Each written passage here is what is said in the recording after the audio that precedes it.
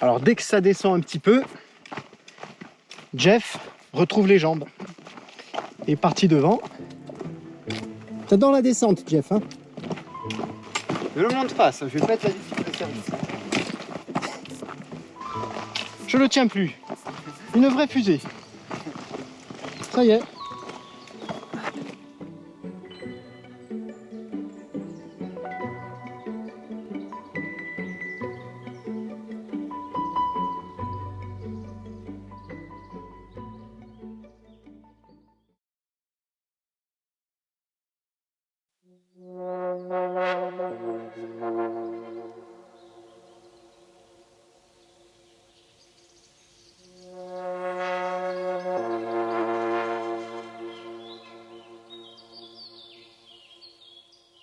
La côte est de la Corse. Au loin dans la brume, les îles Monte Cristo, Pianosa et Elbe. C'est depuis la plaine orientale et la plage de Moriagne, au sud de Bastia, que débute cette nouvelle randonnée d'embarquer sûr. Cette année, je vous propose de parcourir le sentier du Maremare Nord et celui de la Transhumance. Du Levant au couchant, de la mer à la mer, mais à travers les montagnes, nous effectuerons ensemble cette traversée complète de l'île. Près de 170 km de marche, loin des sentiers surfréquentés du GR20, nous irons de village en village, de vallée en vallée, pour découvrir d'autres paysages de l'île.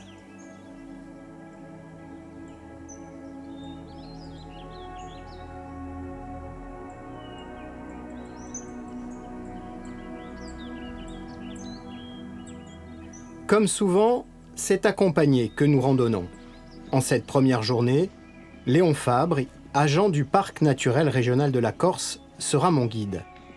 Léon s'occupe de l'entretien et de l'évolution de ces sentiers de découverte sur la plaine orientale. Le parcours de cette longue étape est d'ailleurs en cours d'évolution.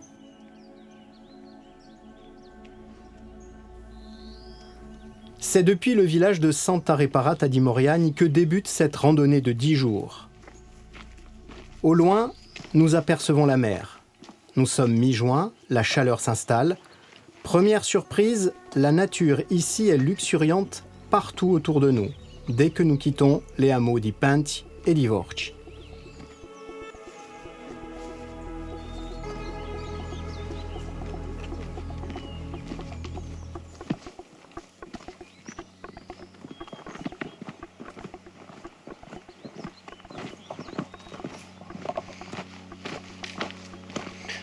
Alors dès qu'on a quitté le hameau de Forci, on est de suite plongé en pleine nature. On comprend très rapidement pour quelle raison cette région est appelée Costa Verde.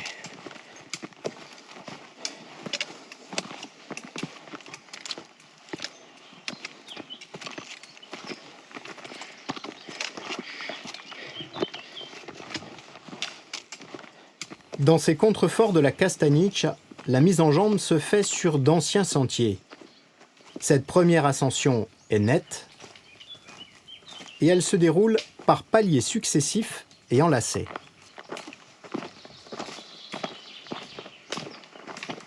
Alors, on entend bien le chant des mésanges d'ici. Hein. Ouais.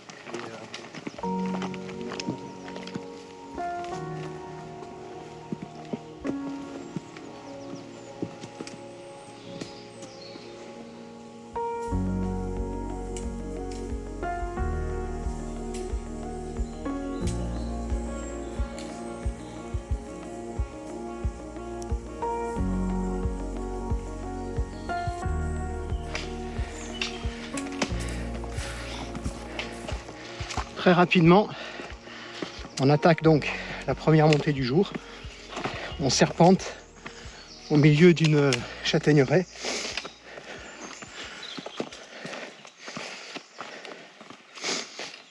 Sans doute l'une des deux petites difficultés du jour. Sur un sentier dont on devine encore les traces justement de dallage. Ça monte bien, mais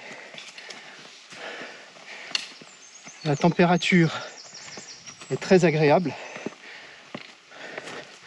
On ressent même un petit peu de fraîcheur, alors que cette journée est annoncée comme quasi caniculaire.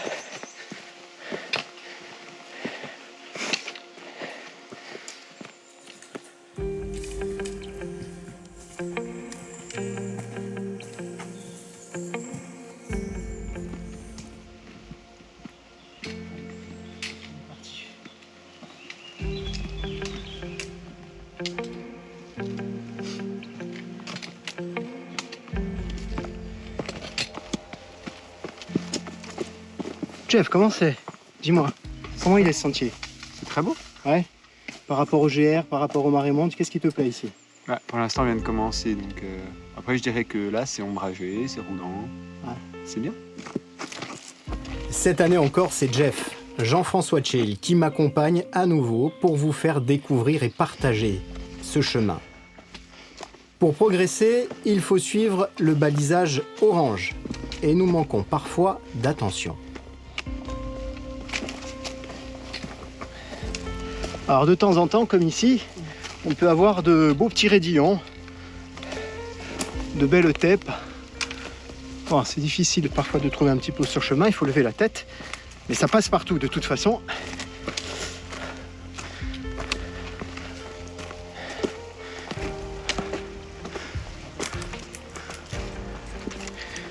Allez.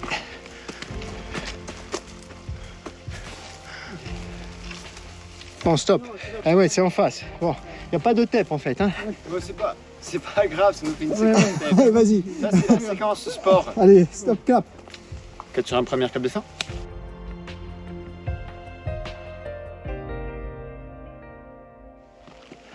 Et comme toujours, en cheminant, dès qu'on prend un petit peu d'altitude, on peut voir l'endroit d'où on est parti, le petit hameau de Forch où on était tout à l'heure. Et là au-dessus, derrière la crête en fait, ce sera Loritz.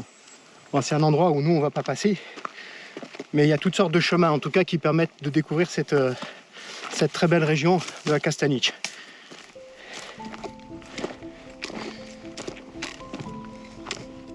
Rapidement, mais sans presser le pas, nous arrivons sur un plateau d'où il est possible de contempler la plaine orientale et la mer Tyrrhénéenne.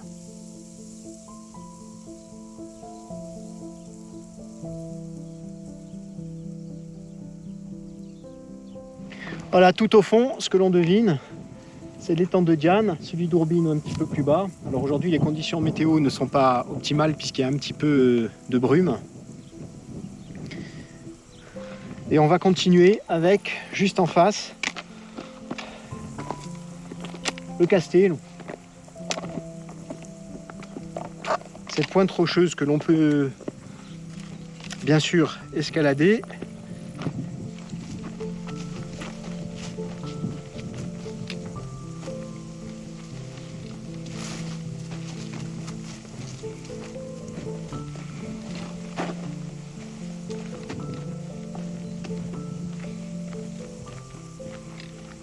Nous n'avons pas le temps de gravir le Castello, car cette journée s'annonce longue pour nous.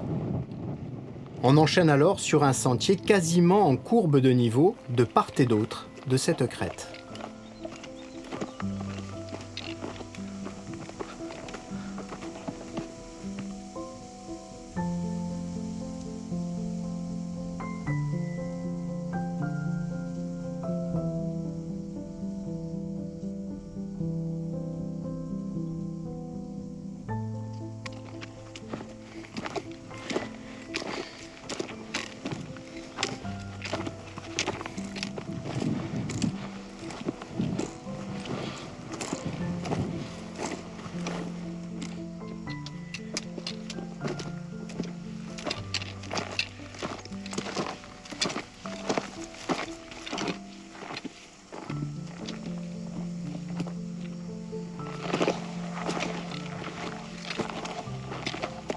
Alors que ce soit d'un versant ou sur l'autre, comme ici, régulièrement, on peut voir encore une autre partie de la plaine orientale, puisque là-bas au fond, en fait, on est quasiment au sud de Bastia, et tout au loin, on devine, à travers la brume, l'île d'Elbe. Donc ce sentier, la première partie de ce sentier, c'est vraiment un balcon, comme le disait tout à l'heure Léon. C'est vraiment un balcon au-dessus de la mer, alors qu'on s'enfonce progressivement dans l'intérieur de la montagne corse.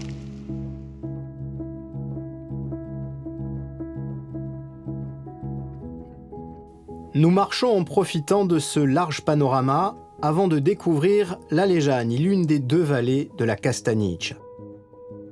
La descente débute depuis la chapelle de Sant'Elesio, d'où l'on aperçoit au loin le San Pedrone.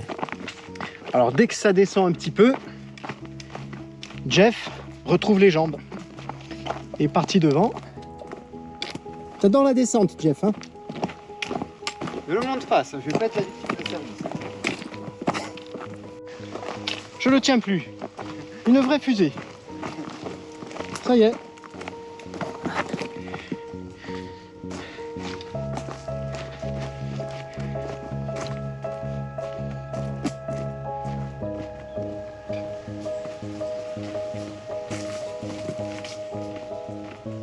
Nous sommes de nouveau à couvert. C'est au milieu d'une forêt de chênes puis de châtaigniers que nous serpentons. Ces arbres séculaires ont donné leur nom à cette région. Ils en constituaient par le passé sa principale richesse.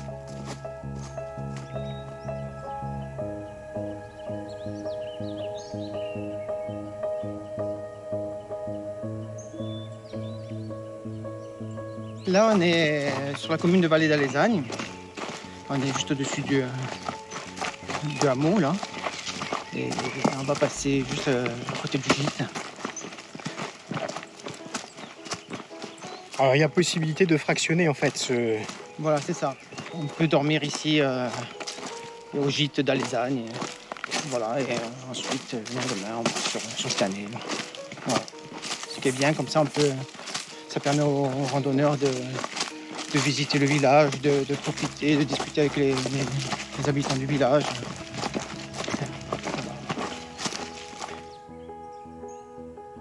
Pas de pause en ce qui nous concerne. Nous poursuivons la randonnée en doublant ses étapes.